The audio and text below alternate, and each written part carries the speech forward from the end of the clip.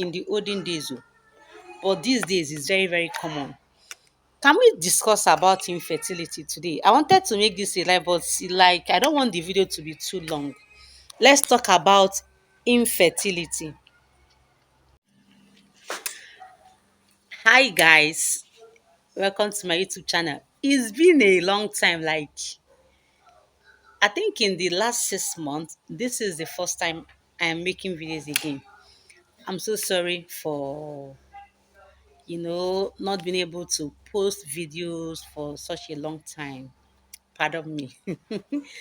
Meanwhile, so much has happened, but we have to thank God for life. Today, guys, I don't want to take your time. I want to talk about a very vital issue, something that is eating deep in our society today. Like it's very common these days, unlike in the olden days. But these days is very, very common. Can we discuss about infertility today? So today I want to point at very few things that could be of help. Yeah. First of all, you're a newly wedded couple, you just got married.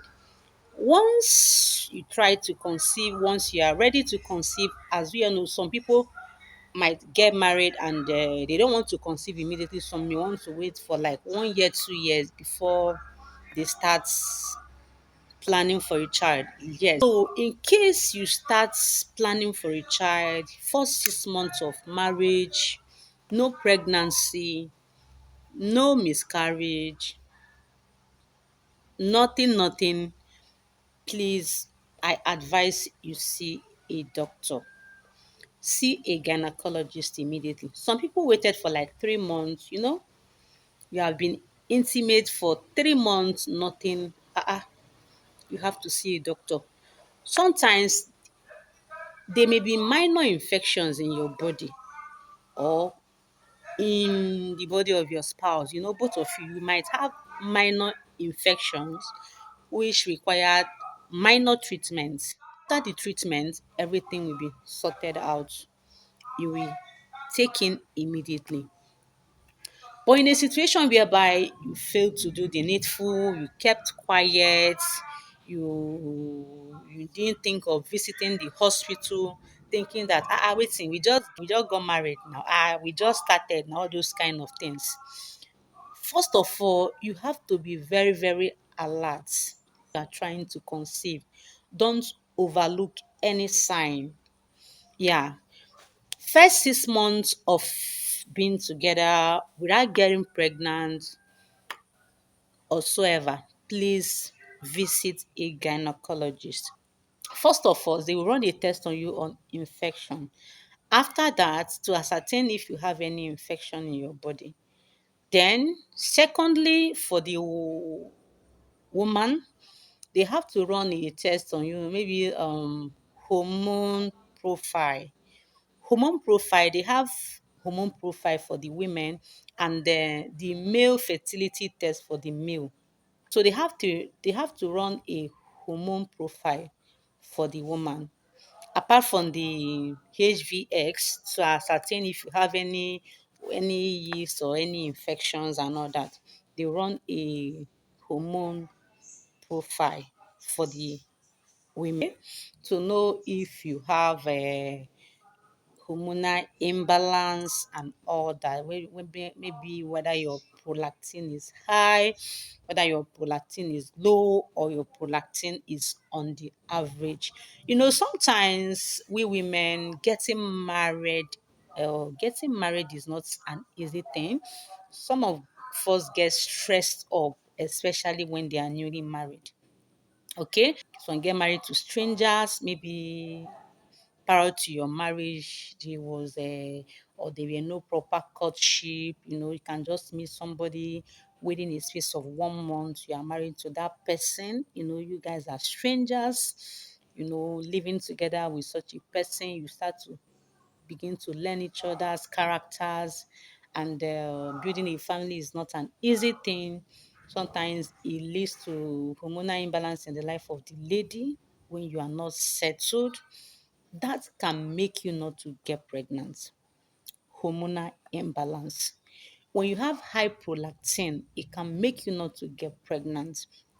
High prolactin is as a result of, for the ladies, you see them, you are not breastfeeding a baby, and a breast milk or water will be coming out from your breast. It is called high prolactin, where your prolactin level is high.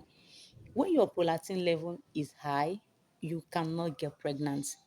If you're a single lady watching me right now and a liquid substance is coming out from your nipple, visit a doctor. You can never get pregnant. It can only take the grace of God for you to get pregnant. Apart from these two mentioned items, like firstly, I've mentioned the infection, secondly, talking about the prolactin for the hormonal profile test results. Then for the male, the simple test they run on men is just the sperm test. Why? This is just to ascertain if the man has enough sperm, enough semen. When you're talking about enough semen, healthy semens, we have the weak semen, we have the sluggish semen, and we have the dead semen. A man may have millions of sperms, but let me say 3% of it or 10% of it is alive, active, and the rest of them are dead ones and sluggish ones. When you fall or when you have this kind of problem, know that you will have a very big problem trying to impregnate your wife. Okay, because the percentage of the active sperm in your body is very, very low. Check it now, 10% of 100. So if you fall into in this category, you have this problem, that is why you must visit a gynecologist to run this test on you. When your test result shows that probably the percentage of inactive sperm, dead or sluggish, is higher, then they will put you through treatment. You will undergo a standard treatment, not just anyhow like going to the chemist to buy drugs, drinking agbo, those. No, no, no, no, no. You will undergo a standard treatment to correct that fault, to correct that problem. Then for the women, you will also undergo treatment. All these things are very, very important, but sometimes we overlook them. You see somebody trying to conceive for up to 8 years, 7 years, you don't even visit the hospital. You be like, I'm okay, I'm fine, we are good, nothing is wrong with us. Nothing is wrong with us. You have to go. It might be minor infection that has prevented you from getting pregnant. And once you visit the hospital, maybe within 1 year of marriage or 6 months of marriage, that little problem will quickly be corrected and you start having children. But most times we neglect these things. You don't visit the hospital 3 years, 4 years, 5 years. Little problem will just be there and it will start to accumulate. And before you know it, village people will start bringing series of drinks for you to take, local herbs. This person will bring this one, this person will bring this one. Mama Nkechi wey no born o, as he take this one, he don born. You and Mama Nkechi are not the same. Both of you have different problems. You have similar problems. Body differs. That is why it is important you visit a gynecologist so that they run a thorough check on you, then know the particular tests or the particular treatment they are going to give to you so that you can be able to conceive. So I have mentioned about 3 points here. So another thing I want to talk about is when you are going for treatment, you have to be very, very um how will I put it? You don't go for treatment today and tomorrow you forget about it. You have to be very, very active when it comes to treatment. You don't start off something and stop halfway. No, you must try and make sure that you follow up all the advice, all the instructions, your drug prescriptions, and everything. Do everything, be obedient to them, and you see them work for you. I think these are vital points, they are primary ones. Then, when the man has undergone the sperm test and it happens that perhaps the results are okay, the sperm is okay, Then again, they might refer the man to take the male fertility profile. The male fertility profile is comes in with various tests. They will have to run a thorough check on you apart from the sperm, check your um in check everything about your male fertility. Check everything, thorough test to know if anyone is lagging behind. Sometimes, like in the case of prolactin, maybe when the prolactin for that of a woman is supposed to be high and your prolactin results will be low. All they just need is just to give you some minor treatment to boost up your prolactin to an average level. The same thing is applicable to the man. You can only know this when you go for tests and when you visit a gynecologist. Please don't go to quacks. Visit gynecologist. One other thing I want to advise is when it comes to fertility cases, I advise you go to government hospitals. Government hospitals. Reasons are this. First of all, visiting government hospital will make you to save costs. Secondly, you tend to get good treatments. These doctors are not working for their personal gain. They are working for the government and for the betterment of the people. They are going to give you their best and give you the best treatment they can afford. They can give. So government hospital is very, very essential when you are battling with infertility. Don't start visiting all these small, small hospitals here and there.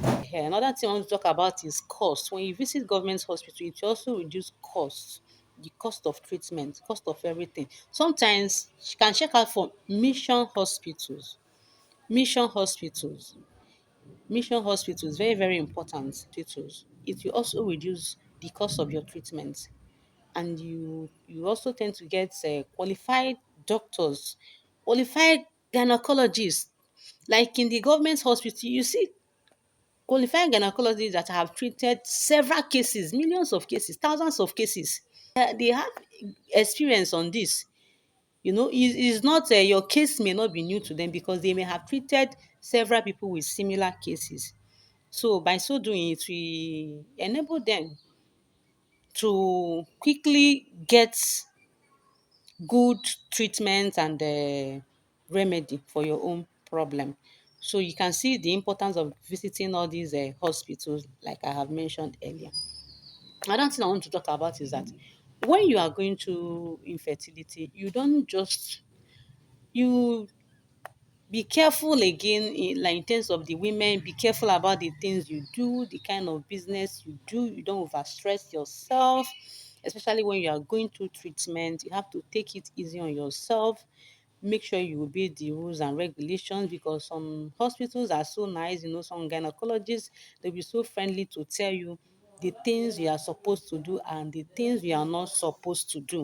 So you have to be very, very, you know obedient. Whatever they tell you to avoid, you avoid it. If they say, madam, stop entering bike, madam, don't enter bike. They say, madam, what kind of job do you do? You do this, you do. Oh, yeah, for now, you have to stop this. You have to obey. You don't have to start giving excuses. Yeah. That being said, I think this is a few points I want to drop for now. Strong. I have a lot to talk about, but I'm going to take them one step after the other. Okay? Have a nice day. Thank you.